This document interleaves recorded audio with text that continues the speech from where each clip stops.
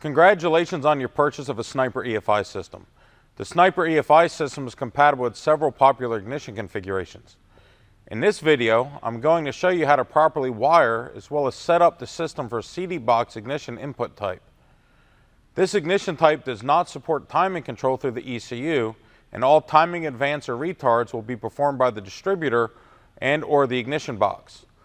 This ignition option starts with a CD box, a distributor, and a coil that's compatible with your CD box, or a distributor that incorporates a 12-volt square wave tach output wire such as this MSD 8360. It's going to end with your main harness and a single purple adapter wire for the ignition. The distributor will need to be capable of providing a compatible input for your CD box. In the case of our MSD 6425 digital 6AL, it can be a magnetic pickup or a points input trigger. This MSD ready to run and mag pickup distributor is just one of the examples. Next, you'll want to follow the CD box as well as the distributor manufacturer's installation wiring instructions. For this example, I'm going to be using an MSD 6425 digital 6 box as well as an MSD 85551 distributor. If you have an MSD digital 6AL or a ready to run MSD distributor that has the RPM limit verification feature enabled, be sure to disable it per the instructions before connecting to your ECU. Otherwise, you'll flood the engine at key on. From the setup wizard, the ignition setup icon or the PC software, select CD box as your ignition type. Then you'll want to disconnect the negative terminal of the battery and remove your fuel pump relay before progressing on to the next step of installation. So we've got our setup complete for our ignition type and our ECU. Now we need to get ready to install the distributor that's going to work with our system. One of the things we need to do is we need to make sure that the crank is in a proper position before we install the new distributor. In this case, we need to bring it up to top dead center at 0 degrees, right at TDC for this type of installation. One of the ways you can do that and make sure you're on the right stroke on the compression stroke is to remove the number 1 spark plug, stick your finger in the hole and pull the engine over as you approach number 1 and see if you're picking up some pressure. If you are, you know you're on a compression stroke. Another thing you can use, and it's one of my favorites, is this little tool here. It's a top dead center whistle. You would screw it in place in the number 1 plug hole. The neat thing about this is as you're coming up on a compression stroke, it's going to give you an audible whistle. That's going to let you know you're on compression. The other reason I like this is it's going to allow me to confirm that my top dead center pointer is accurate to my balancer, because I bring it around to 0. When it hits 0, it's going to stop whistling. I can go past it at that point and we don't get a whistle. What that's going to allow you to do is confirm that the balancer and the pointer match. It's also going to allow you to determine that you didn't run into a situation where the outer shell has lost its grip on the elastomer and it's actually slipped. That happens a lot with older balancers, and if you determine that that's happened, you want to go ahead and replace the balancer before proceeding. With the engine set back up at top dead center, we can proceed to the rest of the installation. So we're going to go around. I'm going to take that old distributor out. So we're ready to take out our old distributor. Before you do that, you want to take a little bit of compressed air and blow the area clean around the distributor. The last thing you want to do is pull out your old distributor and have a lot of debris fall down inside the engine. Just not going to be a good thing. With the old distributor removed, we can get ready to install our new unit. Before you install the distributor, there's a couple things that you want to do, and one of them is a dry check.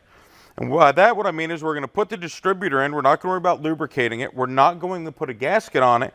We're just going to drop it down in. And we're going to make sure that the base of the distributor seats up against its mating surface, in this case, the intake manifold. If we were to check it and it was raised, that would indicate that we have an interference issue, and it's usually where the distributor's bottomed out on the oil pump drive. What will cause this usually is going to be a situation where either the intake, the block, or the heads have been machined, and that brings everything in a little bit tighter and it messes up the factory tolerances. If your distributor has an adjustable slip collar, you can simply readjust it to take up the deviation. If not, one of the simple things a lot of times you can do, just put in a extra distributor mounting gasket, and it'll act like a shim to help rectify that situation. If it's not bottoming out, you need to correct that before proceeding, otherwise you will damage your engine. Once you've confirmed that the distributor will drive fit properly, you're going to lubricate the gear. Make sure that the gear is compatible with your camshaft. Depending on your cam design and the materials it's made out of, it may require a bronze gear. If you're not sure what your cam requires, contact your cam manufacturer and they'll be able to give you some clarity on that. Once you've determined that you've got the right gear, you can install your gasket and lubricate the gear. If this distributor's already been run in with the engine and you're going to start it in a pretty reasonable time frame, you could coat it with some engine oil. If it's never been run in or the engine's going to sit for a while before the initial startup, you're going to want to go ahead and coat that liberally with some quality moly lubricant before you install it. When you go to install the distributor, look where the rotor is pointing. You want to install the distributor so that lines up with the area that you want to be number one on your cap. If you go to install the distributor and there's some interference, maybe you have a vacuum advance can system that hits the intake manifold, don't get too worked up about it. You can simply pull the distributor up, relocate it where you need it to be, and drop it back in. The rotor in this case isn't pointing where you want it to be, and it's just a regular mag pickup distributor, and the vacuum advance or something ends up out here, you can pick it up and you can readjust that so it lines up in the direction you want that tower to be for number one. Once you get that installed, you can go ahead and take your distributor hold down, reinstall the hold down, and install your cap. You want to pay attention to the rotor location. You may even want to put a little mark on the side of the distributor body, and that'll just help remind you when you get that installed that this is going to be your number one terminal. I'm going to go ahead and lock the distributor cap down. This would be a good time to install a fresh set of spark plug wires as well as a fresh set of spark plugs. You've gone through this much effort, you don't really want to put it back together with some old parts. Put a fresh set of plugs and wires in it and you're not going to have any issues with it as you move forward. Once we get this done, we can proceed with the rest of the wiring of the system. In this case, we have a mag pickup coming out of the distributor, and since the distributor and the ignition box are going to be handling all of the ignition and timing controls, nothing's going to be wired from the distributor directly to the ECU.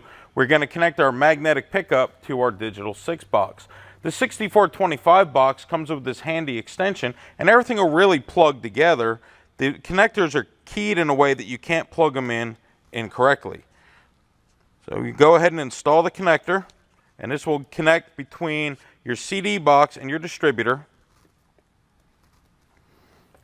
At this point, you need to connect the output from the tach output of the CD box to the ECU, and that's where this handy little adapter comes into play.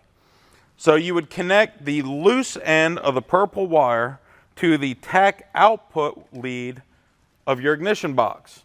Or if you have a ready-to-run MSD distributor with a 12-volt square wave tach output, it would also connect to the gray loose tach output wire of that distributor. We'll connect that to our purple adapter, and then on the main engine harness from our Sniper ECU or Sniper throttle body, you'll find a 2-pin connector that has a mating green and purple wire. One of them will be marked crank input positive, the other one will be marked crank input negative. You simply connect it to the ECU.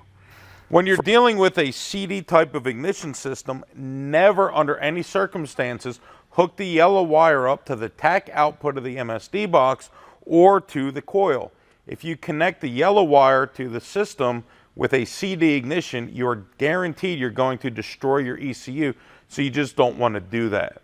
With our phasing complete, our wiring complete, we're going to go over to the vehicle and do some pre-startup checks. I'm going to reinstall the negative cable to the battery, but I'm not going to put the fuel pump relay in yet. We're going to do a couple initial checks before we get to that step. So we'll go on over, we'll take a look at the car, and we'll go one step further. Before we try to start this engine, we want to do some pre-start checks. One of the things that we want to do is confirm that we not only have the distributor synced correctly, we want to make sure it's wired properly, and also we want to make sure that it is set up properly in the ECU. To make sure that it's properly wired and properly set up, we're going to go ahead and look at our monitor on our handheld and pull up one of the values that says RPM, and with just a key on it should say stall. When we crank it, it should show RPM if everything was done properly. So it's showing RPM, so we know that we have it wired correctly and set up properly. At this point, we want to go ahead and check our timing. We want to make sure that it is phased correctly.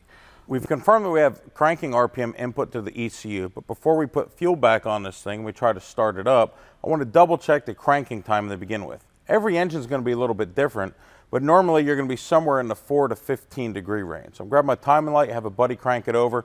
We'll see what we've got. Go ahead and turn it over. All right. Our cranking time is right about 10 degrees. It's really where I wanted it to be. If you find that the timing's not in line where it should be, you can make some simple adjustments to your distributor at this time. You want to make sure that cranking timing's in a safe range before you try to start the engine. Now that we've got that checked out, I'm going to go ahead and put the fuel pump relay back in it. We'll come back and try to start it here in a second. We've got our fuel pump relay back in. We're going to go ahead, prime the system, try to start the engine. When it's at an idle, we're just going to double check our idle time. We'll just make sure everything's okay before we proceed. Go ahead and crank it over.